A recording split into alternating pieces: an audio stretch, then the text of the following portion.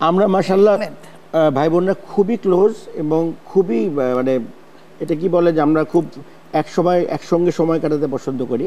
আমার এক বোন মারা গেছেন, সালমা আপা, আর বাকি যারা ভাই বোনরা আছে আমরা দু বোন বিদেশে থাকি, আমেরিকায় থাকে। তো যখন দেশে আসে একটা হুলস্থুল পড়ে যায়। আর আমাদের ফ্যামিলিটা অনেক বড় মাশাআল্লাহ, একদম গান বাজনা ছাড়া কিছুই হয় না, একসাথে হলে গান হবেই সেখানে। আমরা কিন্তু সব ভাই বোনই, যেমন আমাদের পরিবারে যেমন বড় বোন হলো বুবু, তারপরে মেজো বোন, আমি কিন্তু কাউকে মানে সবাইকে নাম ধরে ডাকি আমরা।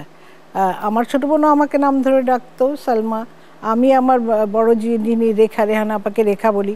সবাই কিন্তু আমরা বন্ধুর মতো বড় হয়েছি। মানে ওরা বেশ ছোট, কিন্তু ওরা দুজনও মানে সবার সঙ্গে। আর আমাদের পরিবারে এমন ছিল না যে আমরা বড়রা এখানে আলাপ করছি, তোমরা ছোটরা আলাদা অন্য ওই ঘরে বসো, তা না।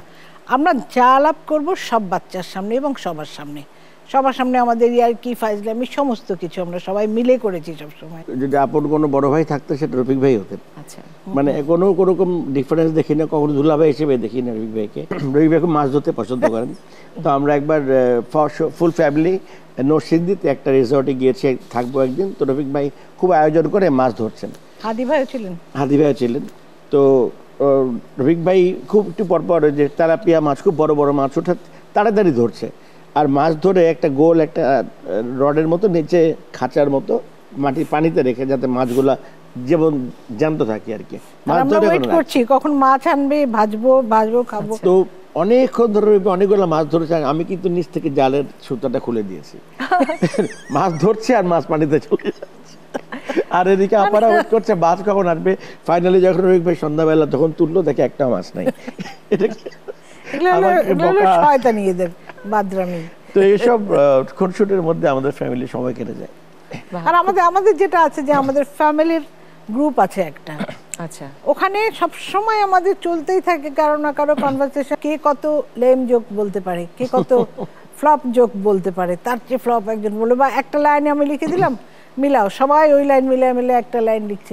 মানে এরকম চলতেই থাকে আমাদের গ্রুপে। আর মোস্ট ইম্পর্টেন্টলি যে আমাদের ফ্যামিলিতে যেটা সবচেয়ে বেশি ইম্পর্টেন্ট আমরা যেটা পেয়েছি, যে আমাদের ট্রাস্ট এবং রেসপেক্ট। যে আমরা বড়োদেরকে সেই রেসপেক্টটা দিই, আর ছোটো ভাইরা বা প্রতিটা বোন তার বড় ভাই বা আমরা বাবা মাদের রেসপেক্টটা দিয়েছি।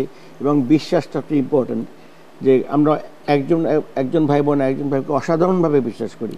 যেমন একটা কথা বলতেই হয়, যে আমার বাবার যে প্রপার্টিসগুলো আছে রেখে গেছেন, সেই প্রপার্টিস আমরা সব ভাই বোন কিন্তু আপার নামে দিয়ে রেখেছি, পাওয়ার অফ অ্যাটর্নি আপনার কাছে। ওই ট্রাস্ট অ্যান্ড রেসপেক্টটা খুবই দরকার প্রতিটা পরিবারে।